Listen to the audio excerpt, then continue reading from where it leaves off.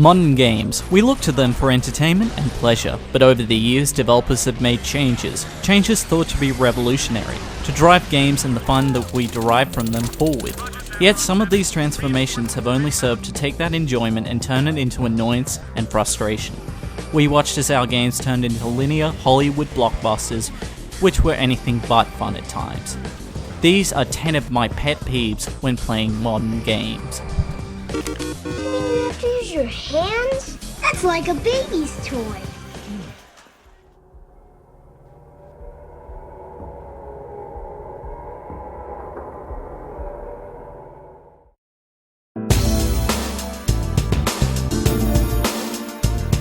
You are hurt! Take cover, and you better take cover, unless you want your screen to continue filling with strawberry jam and the sounds of a man heavily hyperventilating. I get it, I'm dying. Do you have to make it so annoying? Is your character a tomato? I don't get how you multiplayer guys deal with it. I'd rather kill myself. What a terrible design decision. Can you imagine people sitting around discussing how should a player be aware when they're close to death, and this being the solution? A simple yelp of pain isn't stylish enough for us, apparently.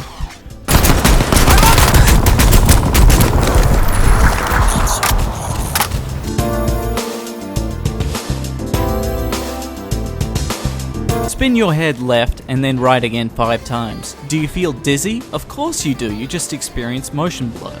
In the interest of making games more realistic, game designers forgot that being dizzy sucks balls. Does anyone else just get nauseous from spinning around in the game really fast? Especially a shooter where you're constantly turning. So many games have the option to disable it, it's like, why is it even there in the first place?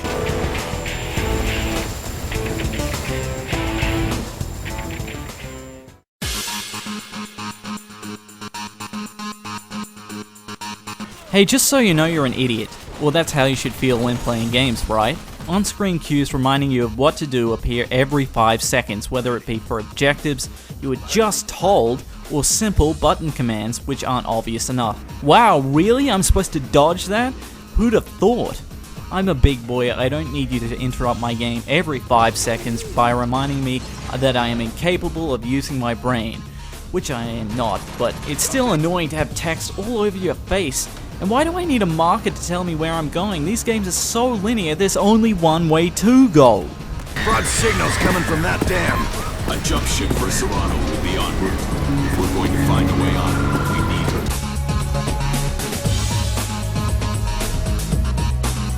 her. This one actually pisses me off immensely and is in my mind the most valid complaint here.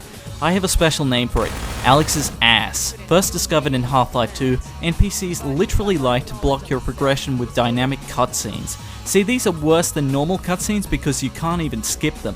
So you have to stare at her ass until she finally shuts the fuck up and unlocks the door. And this is crept into so many games like Gears of War where Marcus has continual phone sex with Anya, or World of Warcraft where Chris Metzen isn't content enough with the sound of his own voice. And let's not forget those shooters where you better follow that ass or die to a wave of poor scripting. Just get out of my way so I can have the fun and not you. EDF hasn't been able to get deep enough past the infestation, but I believe you can.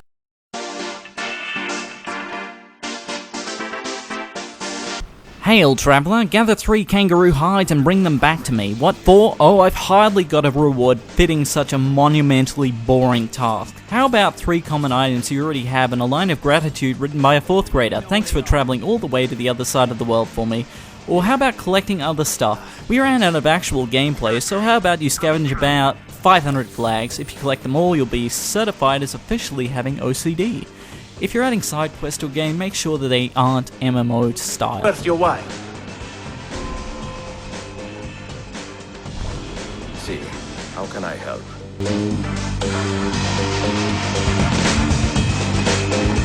DLC was intended to be a way to purchase additional content for a game with ease, like an expansion pack.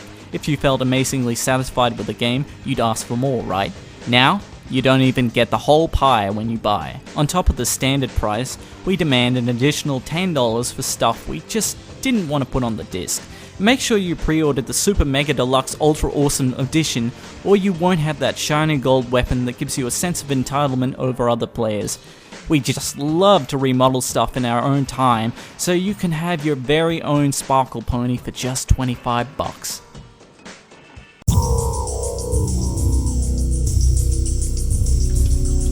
When you play our game, you follow our rules. You don't own the game, we do. You better log on and enjoy our service. We take blood tests to confirm your identity. This certainly doesn't encourage piracy at all. Ubisoft is lollygagging around in the background, wondering why people are stealing their games. Hint: provide a better service and let customers own your game. Then they'll like you and continue buying Assassin's Creed 14.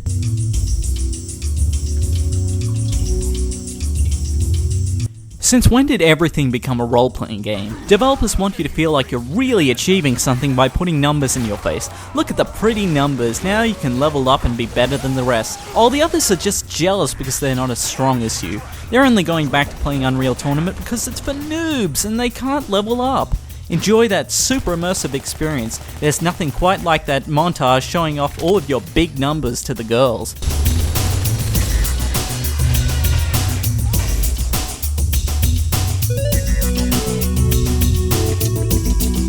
Shift L3, Shift L3. Remember when you could run and shoot? Was that too fun for people? Now you have to press a button every 3 seconds, which locks you out of shooting and forces you to listen to the sound of huffing and puffing from sprinting for 5 seconds. How unfit is your character? Rocket jumping seems like an ancient religion now.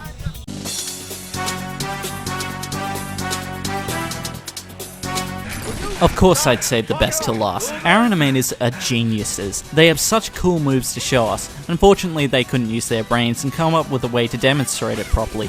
But don't worry, by correctly pressing the right series of buttons, you can marvel at their work. All that skill and effort sure does make for a great boss fight, doesn't it?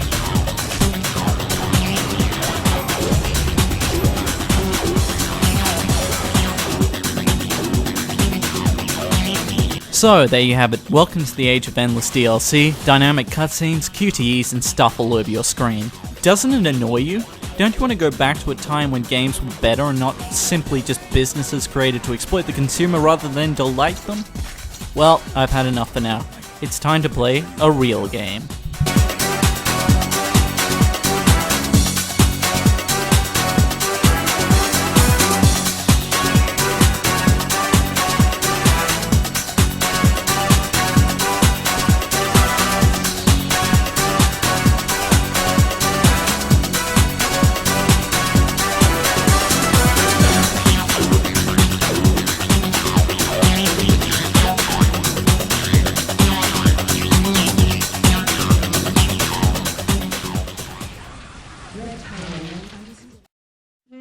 Just quickly, modern manuals in a nutshell, 6 pages long, Duke Nukem Forever. Gears of War 3, 2 pages long. Star Wars The Old Republic, you have to go online to get this one, but 2 pages long. Fear 3, 1 page long. Assassin's Creed Revelations, 4 pages long. Uncharted 3, 6 pages long. And in contrast, a Harry Potter collection I just bought, 20-page manuals to all 3 games. And can we remember this? Warcraft 3 manual. 150 pages long. What the fuck happened?